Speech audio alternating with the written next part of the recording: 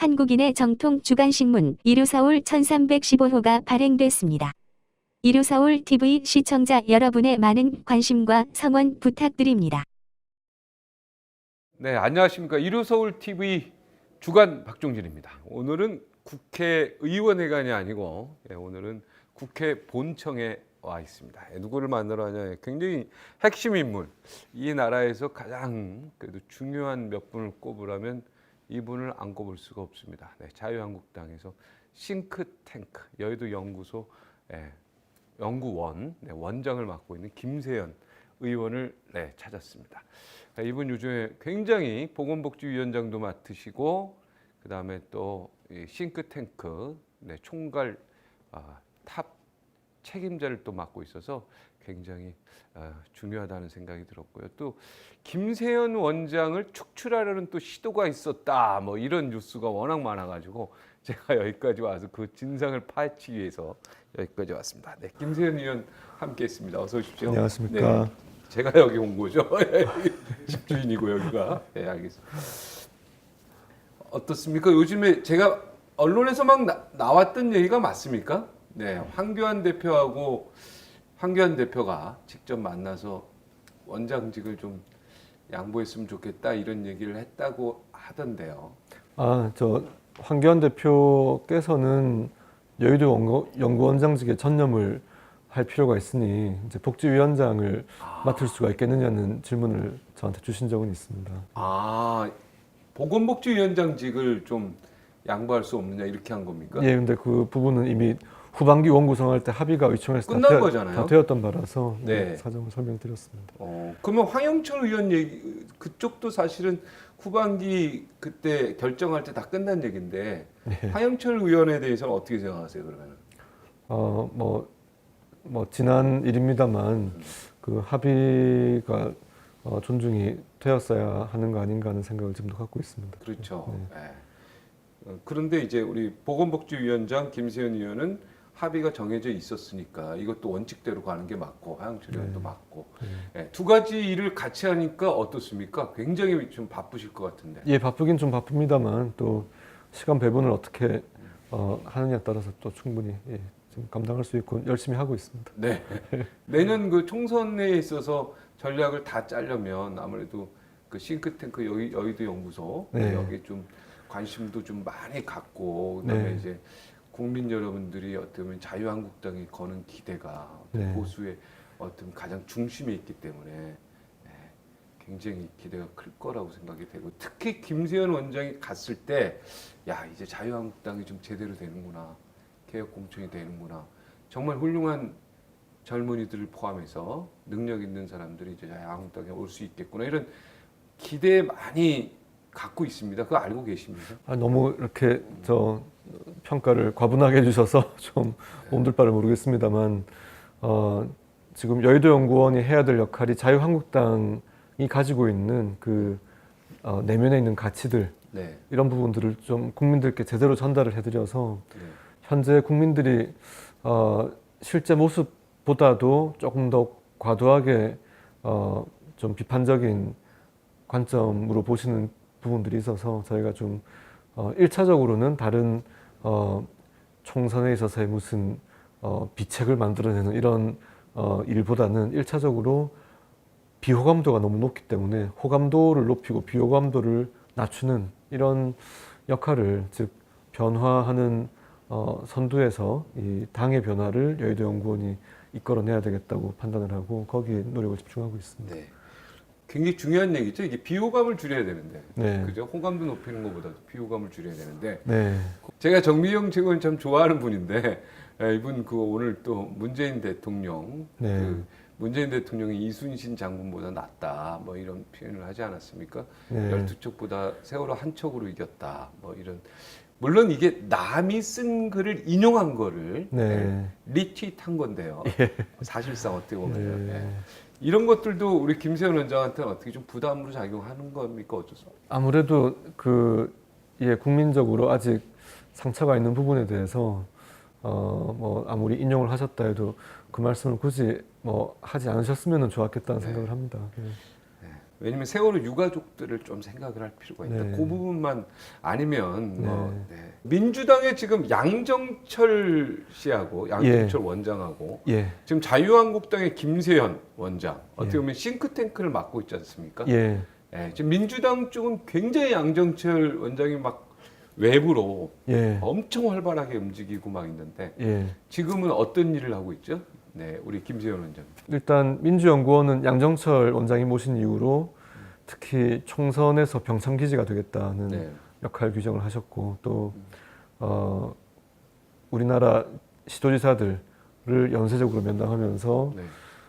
시도 산하의 연구원들하고 민주연구원이 업무 협약 체결을 하면서 이제 이런 네트워크 확장을 하면서 대선 주자들도 함께 만나는 이런 행보를 하셨지 않습니까? 이건 법적으로 문제는 없습니다. 법적으로 문제는 없으나 이제 제가 이런 여당 싱크탱크와 야당 싱크탱크에 대해서 특히 이제 지금 여당 소속 시도지사들이 압도적으로 많은 수적 상황에서. 우위를 점하고 있는데 양자 협약을 체결한들 이것이 좀 동등하게 그 사안들을 다루기 어렵다고 하는 판단이 들어서 네. 다자 형태로 협약을 공동 체결하자. 그래서 이미 그 국회에 5당 정책연구원들하고 국회 미래연구원하고 올 초에 그 초월에 국회의장님과 당 대표들이 함께 이 모이는 그 자리에서 국회 신뢰도 제고 방안과 국회 운영 효율성 향상 방안에 대해서 공동 과제를 수행하고 있는 게 있습니다. 그래서 기존에 이 논의틀이 있기 때문에 국회 쪽에서는 이 미래연구원이 좀 간사 역할을 하고 또 14개 시도 산하의 연구원들은 협의회가 있으니까 이쪽 네. 간사들 간에 좀 협의를 통해서 전체가 이제 소위 FTA 방식보다는 WTO 방식으로 전체가 다 같이 협약의 그게 좋을 것 틀을 같은데요. 만들어야 네. 이게 어느 당에 좀 더 좀 유리한 입장이 되고 어느 당은 불리한 입장이 되고 이렇게 되는 것을 방지하게 될 것 같습니다. 그렇죠. 지자체 자체도 공무원들이기 때문에요. 네, 그죠? 이게 정치적 중립을 지켜야 되는 의무가 있기 때문에 네, 예, 그 부분이 훨씬 더 법적으로 WTO가 예, FTA보다는 예. 그게 훨씬 더 법적으로 문제가 없을 것 같다. 저는 이렇게 뭐 전직 언론인 측면에서 야 이게 약간 또 법적으로 좀 문제도 있을 것 같다는 생각이 들었거든요. 왜냐하면 민주당이 한 당하고 예. 지자체하고 자꾸 뭐 상호 협약 뭐 이렇게 되면 예. 도와주는 형태로 보일 수도 있기 때문에 예. 문제가 좀 있지 않을까 했는데 지금 그러면 다자 간 어떤 협의체로 지금 운영하도록 지금 여러 가지 노력을 하고 있는 중입니까? 뭐 제가 이제 처음 논란이 되었을 때 네. 공개 제안을 했었고 다행히 국회의장님이 주최하는 5당 정책연구원 원장들과 국회 미래연구원 오찬 자리에서 이제 거기에 대해서 합의가 돼서 진행이 되고 있습니다. 네. 지금 어떻게 좀 자유한국당 우리 김세현 위원장이 저랑 이제 바른정당에 같이 있을 때 보면 그 김세현을 사실은 어떻게 보면은 당의 얼굴로 좀 내세워서 어떻게 보면 대통령으로 좀 만들어야 된다 이런 의견들도 있었어요. 그 당시에 워낙 그 품성도 좋고 그다음에 능력도 좋으시고 그다음에 뭐 인격도 있으시고 또 돈도 있으시고 여러 가지 등등하셔서 사람들이 이제 굉장히 밀자 뭐 이런 의견이 있었던 것도 아시죠? 혹시 본인이 대선에는 전혀 생각이 없습니까? 어떻습니까? 예, 제가 뭐 다른 건 잘 못해도 주제 파악은 잘한다고 생각을 해서 네. 제 주제에 맞게 그런 생각은 하지 않고 있습니다. 예. 굉장히 이제 장점이 많으신 분이다 이런 것도 있었지만 단점이 굳이 하나 있다면 이런 겸손. 이런 겸손은 좀 단점이다. 이렇게 얘기하는 분도 사실 많았습니다. 어떻습니까? 기업하실 때가 편합니까? 아니면 이 정치권에 와서 정치하니까 훨씬 더 좋습니까? 기업하는 게 더 쉽습니까?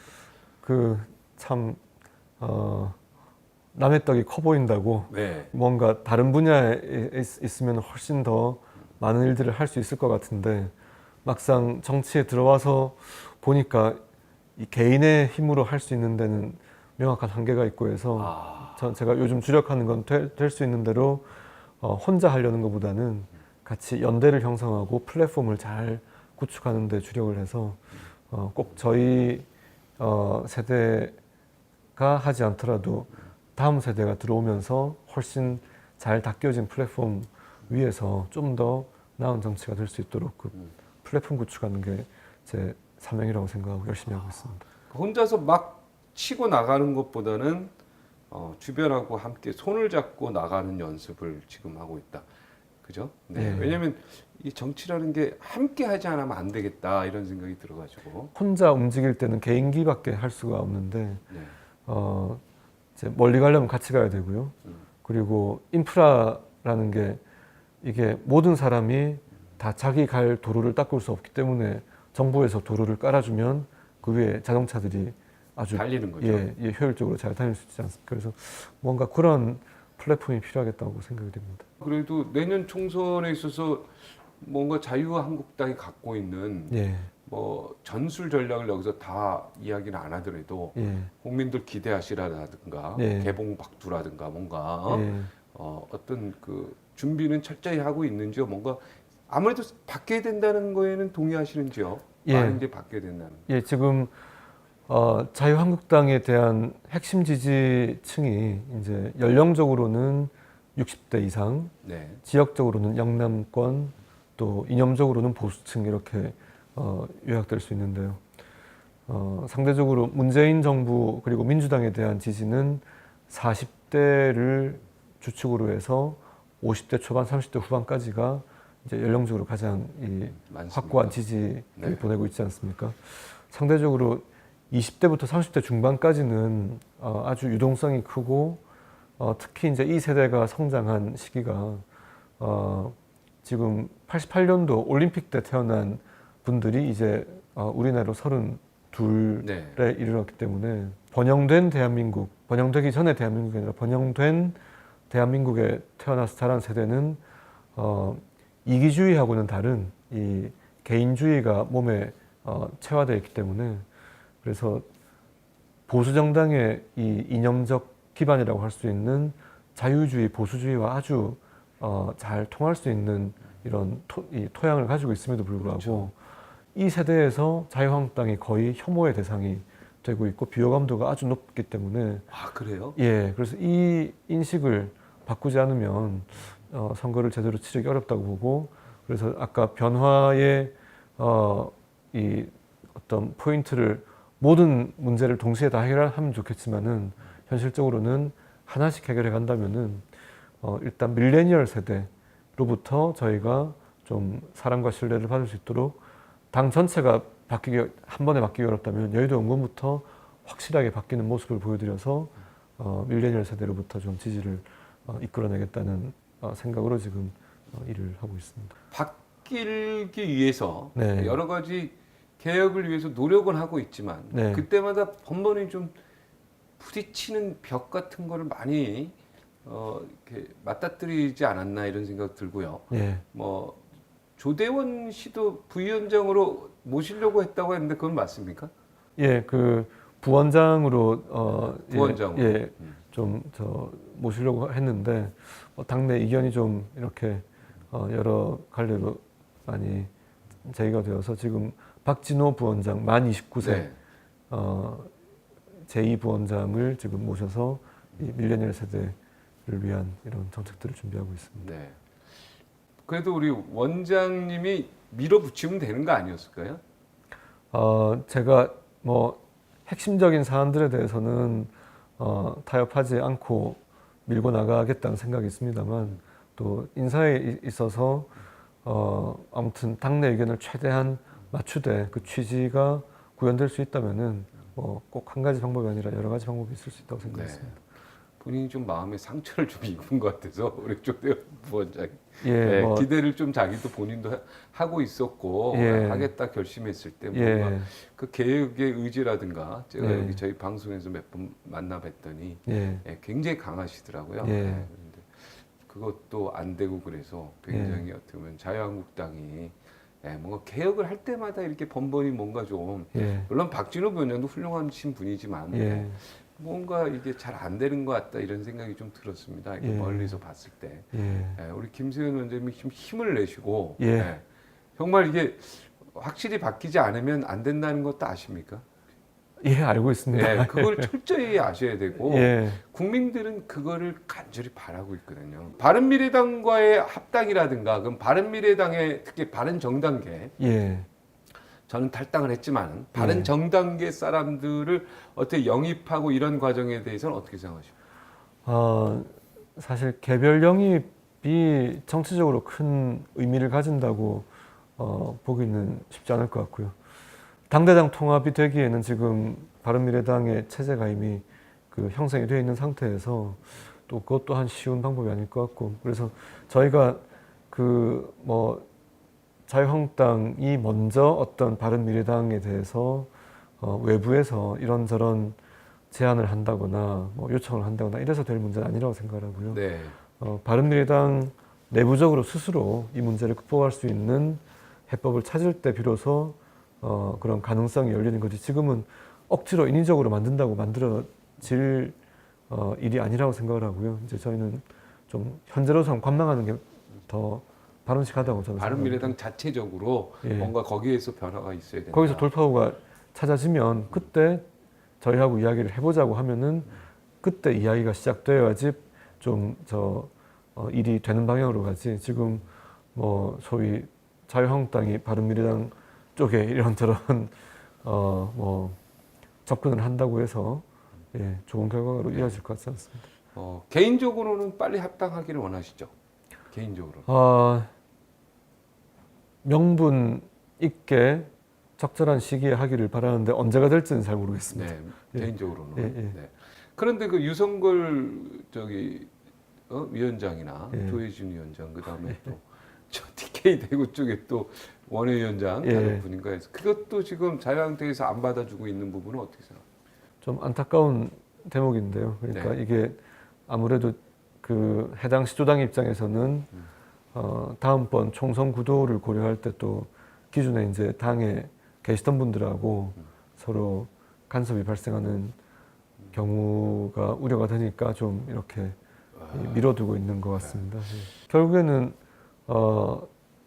자꾸 그 세가 모이고 통합이 되는 정치 집단이 그렇죠, 그렇게 돼야죠. 더 좋은 결과를 선거에서 얻는 거지, 자꾸 이렇게 분열하는 곳에서는 일이 어렵다고 생각되기 때문에 결국에는 통합이 돼야 되는데, 아까 말씀드렸던 대로 명분과 시기가 어떻게 될지는 좀 더 면밀히 봐야 되겠다고 봅니다. 개별 입당하시는 분들은 받아줘야죠. 뭐 명분이고, 그죠? 뭐 왜냐면 김세현 위원도 어떻게 보면 개별 입당하신 분이니까. 예. 예.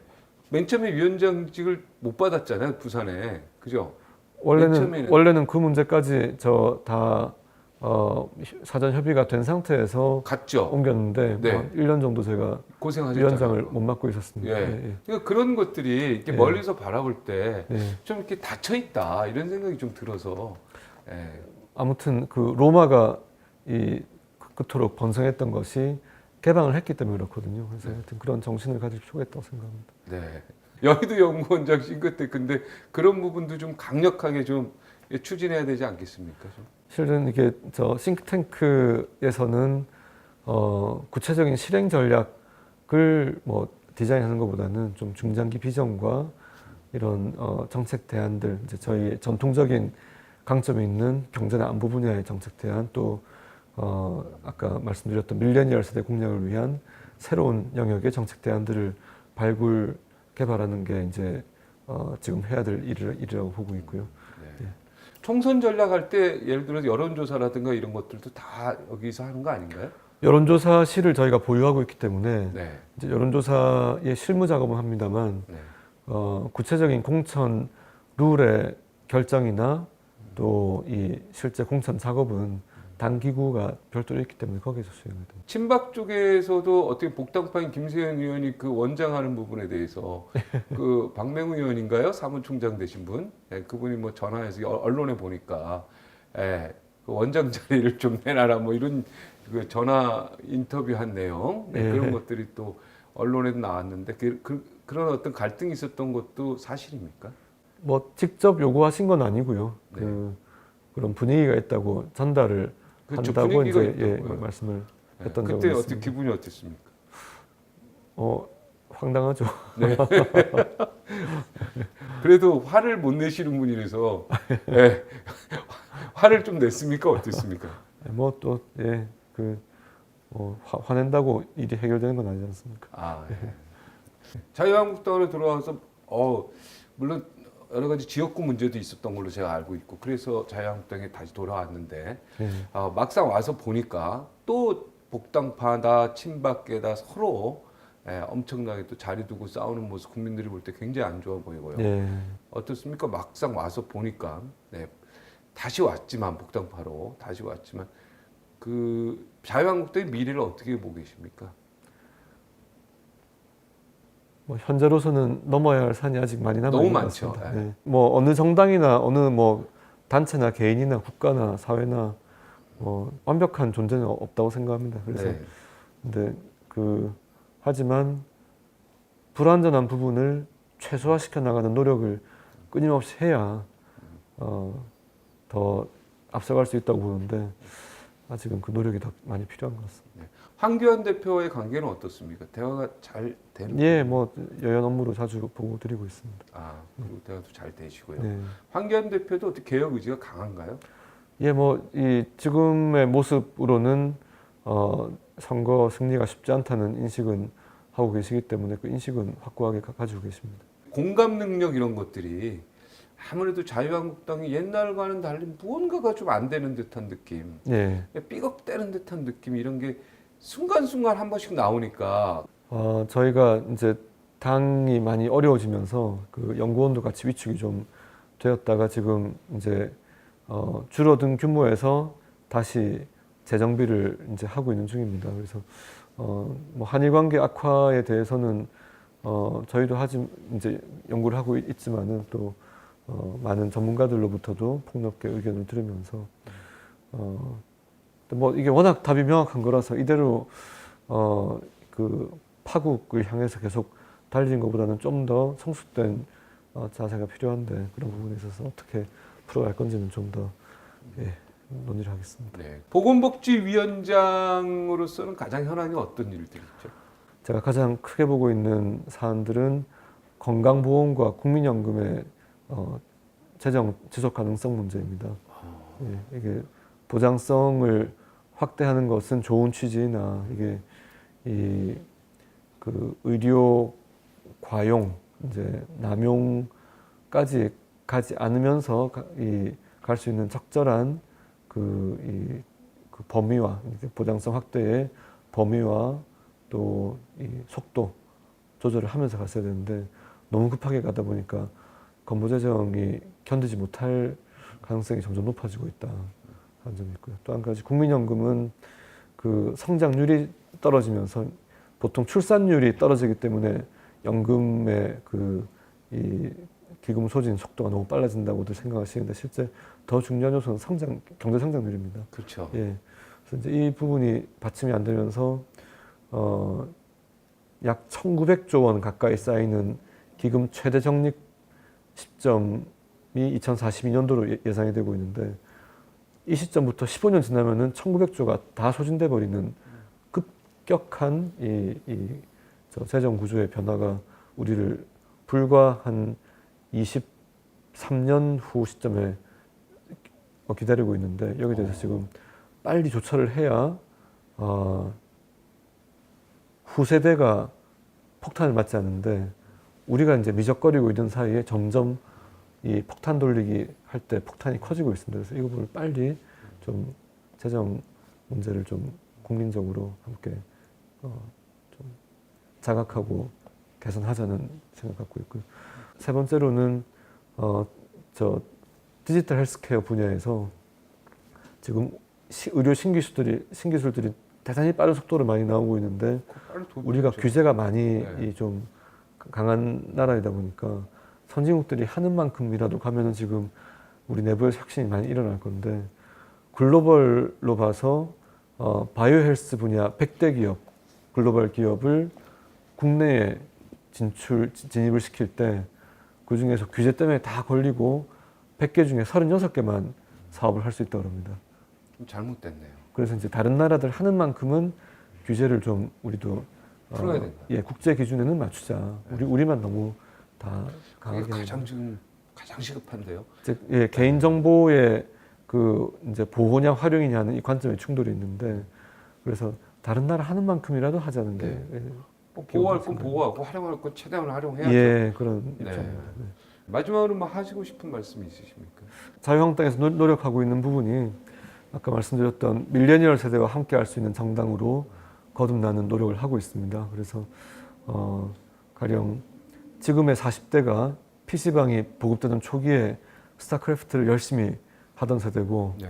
저도 잠시 했었습니다만 아 그래요? 예. 저는 못했습니다. 그 세대가 아니었습니다. 예. 지금은 이제 아버지들이 초등학생, 중학생 아들들의 그런 심정을 이해할 수 있는 정도로 우리 사회에 대한 사회에서의 게임에 대한 여러 가지 인식이 바뀌었는데 이제 WHO에서 게임 질병 코드 게임을 질병 코드로 등록한다는 결정이 있고 나서 파장이 큽니다. 그래서 이런 문제에 대해서도 좀 이게 50대 위로 가면 잘 모르시는 이슈인데 제가 48이라서 예.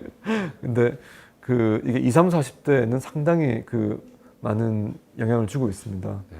그리고 그 반려동물 1000만 시대가 지금 넘어가고 있기 때문에 예, 또 1인 가구 25%가 넘어가고 있고요. 네. 그래서 그 동물 보호, 동물권 문제에 대해서 이전에 이제 복날 되면은 보신탕 먹던 네. 게 너무나 자연스럽던 시대에서 네. 이제는 그 반려동물이 나를 볼 때 반려 사람, 네. 반려인이라고 보는 이제 이런 시대로 접어들었기 때문에 이제 여기에 대한 정책들 또 주거 정책에 있어서 지금의 내 집 깎기가 지상 목표가 되는 이런 관념의 소리가 좀 더 자유로워져야 되는 게 아니냐. 그러기 위해서는 무엇이 필요한가를 살펴보는 주거 정책 이런 부분들을 다루고 있으니까 좀 많은 관심과 또 응원을 부탁을 드리겠습니다.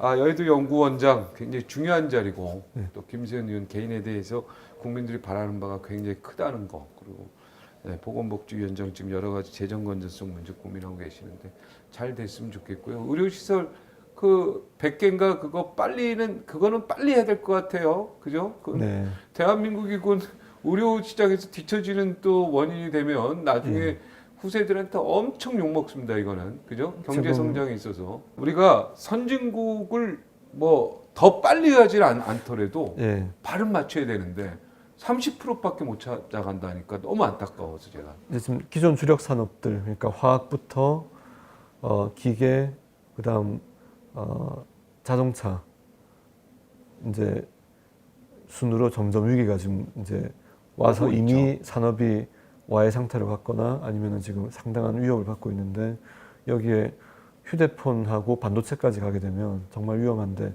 새로운 성장 동력을 헬스케어에서 찾아야 된다고 생각합니다. 헬스케어에 우리의 미래가 있다. 예. 생명과학의 미래가 있다. 뭐 예. 이런 쪽으로 좀 잘해서 예. 성장 동력을 좀 국회가 찾아줬으면 하는 바람입니다. 예. 예.